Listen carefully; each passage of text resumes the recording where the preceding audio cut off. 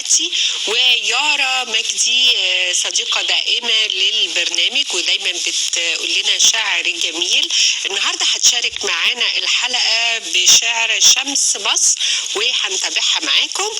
يارا من محافظة البحيرة واحنا اهي موجودة معانا وبنرحب بيها. اهلا بيك يا يارا، اتفضلي. السلام عليكم ورحمة الله وبركاته. معكم يارا مجدي فؤاد الدمرداش، محافظة البحيرة، وقصيدتي بعنوان شمس مصر. شمس مصر اللي بدلالها ردت الدنيا السلام، والربيع اللي في جمالها يعرفوه أهل الغرام. لو تشوفها تقول ملاك، ده بمحبة وابتسام. إلا قال الود ودي، إلا قال الود ودي، طيف وراح يرمي السلام. لما صاح وبأعلى صوته وفي عينيه همس الكلام، قالوا شمس الكون تنور والنجوم بهجة وسلام، وابتسامتها الجميلة شقشقت وسط الظلام.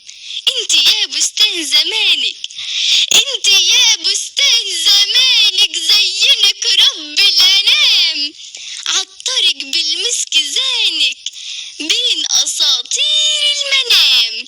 يصحى قبل الفجر طيفك تسهري والليل ينام، والمعاني الحلوة طبعك حسن طبعك مش كلام.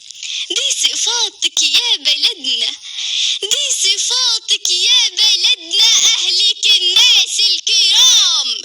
واسألوا في الدنيا عنها، واسألوا في الدنيا عنها، في متاهات الزحام هتلاقوها في الزهور أحلى فرحة وانسجام.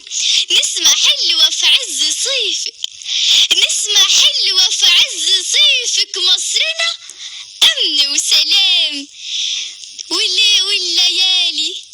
والليالي شمس طيفك، حسنك البدر التمام. شكرا. ما شاء الله تبارك الله صديقتي يارا، انا بحب فيها جدا الاداء الرائع والتقمص الجميل اللي معاها، دايما بتقوله بروحها كده وبنفسيتها الجميله.